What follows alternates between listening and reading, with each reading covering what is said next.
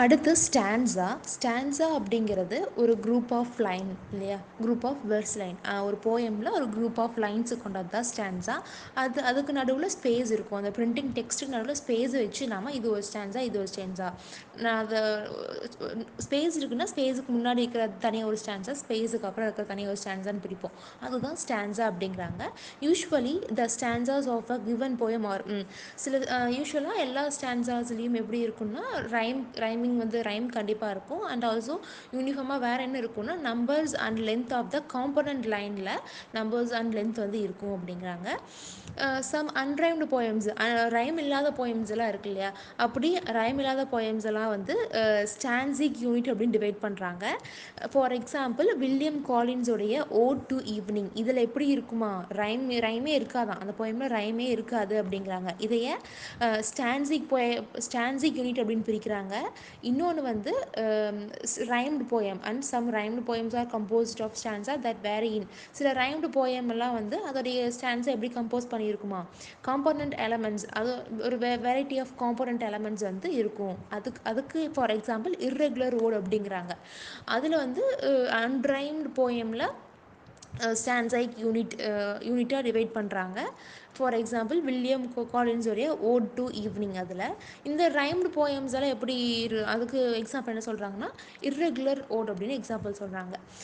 ஒரு ஒரு சில அதுக்கப்புறம் என்ன சொல்கிறாங்கன்னா ஒரு சில இங்கிலீஷ் ஸ்டான்ஸா ஃபார்ம் இருக்கு இல்லையா, அதில் எப்படி இருக்குமா, ரொம்ப கம்மியாக தான் நேமை வந்து ஸ்பெசிஃபை பண்ணியிருப்பாங்க. இதில் எந்த நேமை சொல்கிறாங்கன்னு தெரியல.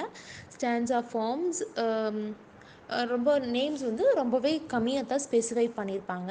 அண்ட் இது வந்து வேறு எதை டிஸ்கிரைப் பண்ணியிருக்கணுமாமா, specifying the number of lines describe பண்ணியிருக்கணும், டைப்ஸு டிஸ்கிரைப் பண்ணியிருக்கணும், அப்புறம் வந்து நம்பர்ஸ் ஆஃப் மெட்ரிக் ஃபீட், ஒவ்வொரு லைன்லேயும் மெட்ரிக் ஃபீட் எத்தனை இருக்குது அப்படிங்கிறத வந்து சொல்லணும்.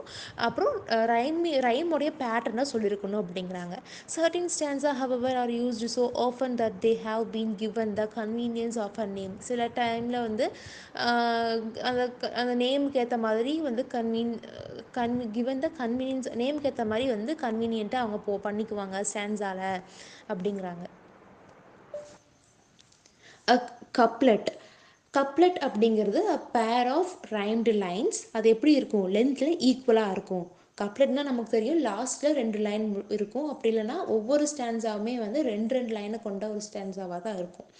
The octosyllabic couplet has line of 8 syllable. இதில் ரெண்டு சிலபிள் இருக்குது. இந்த கப்லெட்லேயே 2 காப்லெட் இருக்குது. ஒன்று வந்து ஆக்டோசிலபிக் கப்லெட், இன்னொன்று வந்து டெகாசிலபிக் கப்லெட். இந்த ஆக்டோசிலபிக் கப்லெட் வந்து 8 சிலபிள் இருக்கும் லைனில். இது வந்து யூஸ்வலாக 4 இயாம்பிக் ஃபீட் இருக்கும். ஓகேவா. இது அதே டெகாசிக் அப்படின்னு சொல்லக்கூடியதில் இயாம்பிக் பென்டாமீட்டர் லைன்ஸ் இன் பேர், அது வந்து பேராக தான் இருக்கும் அப்படின்றாங்க. முதல்ல வந்து 4 இயாம்பிக் ஃபீட் இருக்கும், இது வந்து 2 இயாம்பிக் ஃபீட் இருக்குது அது ரைமிங்கில் அப்படின்றாங்க. இயாம்பிக் அப்படின்னா நமக்கு தெரியும் ஒரு ஸ்ட்ரெஸ்டு சிலபிளை ஃபாலோ பண்ணி வரக்கூடிய அன்ஸ்ட்ரெஸ்டு சிலபிள். ஓகேவா.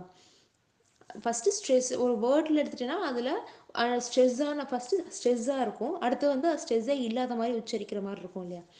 ரெண்டாவது டெர்செட், இதை வந்து டெரிப்ளெட் அப்படின்னு சொல்கிறாங்க. இதில் 3 லைன் ஸ்டான்ஸா. கப்லெட் அப்படிங்கிறது 2 லைன் ஸ்டான்ஸா, டெர்செட் அப்படிங்கிறது 3 லைன் ஸ்டான்ஸா. இதில் சிங்கிள் ரைம் மட்டும்தான் இருக்கும் அப்படிங்கிறாங்க. இதில் மேபி சேம் லென்த்தாகவும் இருக்கும், அப்படி இல்லைனா லென்த் வந்து வேரி ஆகும். 3 லைனுமே வந்து ஒரே லென்த்தில் இருக்குன்னு சொல்ல முடியாது, அதுதான் சொல்கிறாங்க.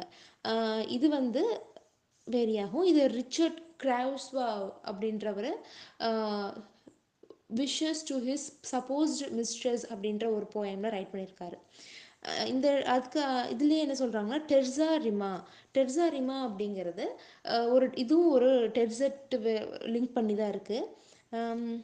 இது வந்து ஒரு காமன் ரைம் கொண்டு இருக்குது. என்ன common rhyme, ABA BCB CDC. ஓகேவா. இது வந்து டான்டி கம்போஸ் பண்ணியிருக்காரு. எதில், டிவைன் காமெடி அப்படிங்கிற இவருடைய ஒரு போயமில் கம்போஸ் பண்ணியிருக்கிறாரு. இது 14th செஞ்சுரியிலே வந்துடுச்சு, ஏர்லி 14th செஞ்சுரியிலே பண்ணியிருக்காரு. டெர்சா ரிமா அப்படின்ற ஒரு இதில். பட் ஆல்தோ இவரை தொடர்ந்து 16th செஞ்சுரியில் சர் தாமஸ் அப்படிங்கிறவர் இன்ட்ரடியூஸ் பண்ணார். ஃபஸ்ட்டு இவர் 14th செஞ்சுரியில் இன்ட்ரடியூஸ் பண்ணார். அப்புறம் 15th செஞ்சுரி வரைக்கும் ஒருத்தரும் எதுவும் பண்ணல. 16th செஞ்சுரியோட ஸ்டார்டிங்கில் சர் தாமஸ் ரைட் பண்ணியிருக்காரு. மூணாவது குவாட்ரைன். நம்ம பார்த்தோம் கப்லெட் அப்படிங்கிறது two two line pair of rhyme lines. இது வந்து டெர்செட்டுங்கிறது 3 லைன் ஸ்டான்ஸா, குவாட்ரைன் அப்படிங்கிறது 4 லைன் ஸ்டான்ஸா. குவாட்ரைன் வந்து 4 லைன் ஸ்டான்ஸாவா. இது வந்து ஒரு இதில் வேரியஸ் மீட்டர்ஸும் இருக்கும், வேரியஸ் ரைமிங் ஸ்கீமும் இருக்குன்றாங்க. இதோட ஸ்டான்ஸா வந்து பேலட் ஸ்டான்ஸாவாக இருக்கும். அதாவது ரைமிங் அப்படிங்கிறது ஏபிசிபியாக இருக்கும், இல்லைன்னா ஏபிஏபியாக இருக்குன்றாங்க. இது வந்து ஒரு காமன் இது வந்து ஒரு காமனான குவாட்ரைன். இதை யார் எழுதுனாங்க? ஒரு ஒரு எக்ஸாம்பிள் சொல்லணும்னா, எம்லி டிக்கின்ஷன் அப்படிங்கிறவங்க ரைட் பண்ணியிருப்பாங்க ஒரு போயமில். இந்த குவாட்ரைன் லைனை கொண்டு எழுதியிருக்காங்க. அதுலேயே மேலே ஒரு எக்ஸாம்பிள் கொடுத்துருக்காங்க, அவங்க லைன்ஸ் கொடுத்துருக்காங்க. இதுலேயே வந்து ஹீரோயிக் குவாட்ரைன் அப்படின்னு ஒரு டைப் இருக்குது. ஹீரோயிக் குவாட்ரைன் என்னென்னா, இயமிக் பென்டாமீட்டரில் ஏபிஏபியாக இருக்கும். அதாவது ஸ்ட்ரெஸ்டு சிலபலை ஃபாலோ பண்ணி வரக்கூடிய அன்ஸ்ட்ரெஸ்டு சிலபல் அது வந்து எப்படி இருக்குன்னா ஏபிஏபி அந்த ஒரு இதில் இருக்கும்ன்றாங்க. அடுத்து வந்து நம்ம ஃபோர்த்தாக பார்க்க போகிறது rhyme Royal. Rhyme rhyme Royal இது வந்து சாசர் அப்படின்றவர் ட்ரோயிலஸ் அண்ட் கிரிசேடி அப்படின்ற ஒரு இதில் இன்ட்ரடியூஸ் பண்ணியிருக்காரு. இது ஒரு 7 லைன் கொண்ட ஒரு போயம். 7 லைன் கொண்ட ஒரு போயம் அண்ட் இயாம்பிக் பென்டாமீட்டர் ஸ்டான்ஸா வந்து இருக்கும். 7 லைன் ஸ்டான்ஸா, அது போக இயாம்பிக் பென்டாமீட்டர் ஸ்டான்ஸாவோட ரைம் வந்து எப்படி இருக்கும்னா ஏபிஏ பிபிசிசி அப்படின்னு இருக்கும். இந்த ஃபார்ம் வந்துட்டு யார் ஃபஸ்ட்டு கண்டுபிடிச்சாங்க, அதாவது அது சார்லஸ் ஃபஸ்ட்டு கண்டுபிடிச்சாரு. எந்த காலகட்டங்களில் ரொம்ப ஜாஸ்தியாக யூஸ் பண்ணப்பட்டுச்சு அப்படின்னா எலிசபெத்தன் காலகட்டத்தில் இருக்கக்கூடிய போயட்ஸ் எல்லாம் நிறைய யூஸ் பண்ணாங்க. இன்க்ளூடிங் ஷேக்ஸ்பியர் கூட லவ்வர்ஸ் கம்ப்ளைண்ட் அப்படின்ற ஒரு போயமில் இவர் யூஸ் பண்ணியிருக்காராம். அடுத்து ஒட்டாவா ரீமா அப்படிங்கிறது ஒரு இட்டாலியன் நேமு. இது 8 லைன்ஸ் கொண்டது. ரைம் எப்படி இருக்குன்னா ஏபி இப்படி இருக்கும். இது 8 லைன் இல்லையா, ஸோ ஏபி இருக்கும். இதுவும் டெர்சா ரைமா அப்புறம் சோனட்டில் இருக்கிற மாதிரி இதுவும் வந்து இட்டாலியன்லேருந்து தான் இங்கிலீஷுக்கு கொண்டு வரப்பட்டுச்சு இந்த ஒட்டாவா ரிமா அப்படிங்கிறது.